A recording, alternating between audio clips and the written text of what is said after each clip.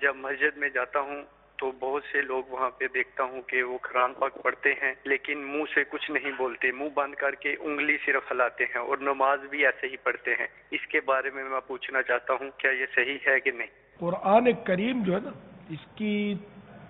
تلاوت ہو یا کوئی یعنی جس کو پڑھنا کہا گیا، یا درود پاک پڑھ رہا ہے یا ذکر اللہ کر رہا ہے، پڑھ رہا ہے کچھ زبان سے پڑھ رہا ہے، تو پڑھنے کی تعریف یہ ہے کہ اتنی آواز سے پڑھے کہ اگر کوئی رکاوٹ نہ ہو سننے میں تو کانوں سے اپنے سن لے۔ اگر کوئی رکاوٹ نہیں ہے،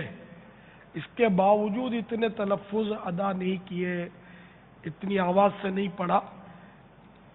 تو پھر وہ پڑھنا نہیں کہلائے گا۔ تو اگر نماز میں منہ بند ہے تو ظاہر ہے کہ وہ تو اس کا مطلب وہ اتنی آواز سے پڑھ نہیں رہا کہ خود سنے، تو نماز تو نہیں ہوگی اس طرح، اگر بقدر فرض بھی نہیں سنا اس نے۔ اس طرح تسبیحات سبحان ربی العظیم پڑھنا سنت ہے، تو اب یہ بھی اسی طرح پڑھی کہ آواز نہیں آئی اور رکاوٹ بھی کوئی سننے میں نہیں تھی، تو ایسی صورت میں یہ سنت ادا نہ ہوئی اس کی۔ اسی طرح تحیات، اگر ایک حرف بھی اپنی کوتاہی کی وجہ سے کہ سننے میں کوئی رکاوٹ نہیں تھی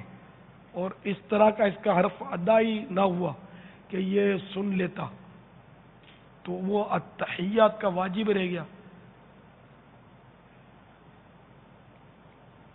تو یوں جہاں جہاں پڑھنا کہا گیا تو وہاں اتنی آواز ضروری ہے، کم از کم اتنی آواز کہ خود سن لے اپنے کانوں سے۔ جبکہ ثقل سماعت نہ ہو، ثقل سماعت یہ لکھا ہوتا ہے یعنی کہ سننے میں کوئی بوجھ نہ ہو، رکاوٹ نہ ہو، جیسے آپ پڑھ رہے ہیں صحیح اپنی جگہ پر اور شور مچا ہوا چاروں طرف یا بچے چیخ رہے ہیں،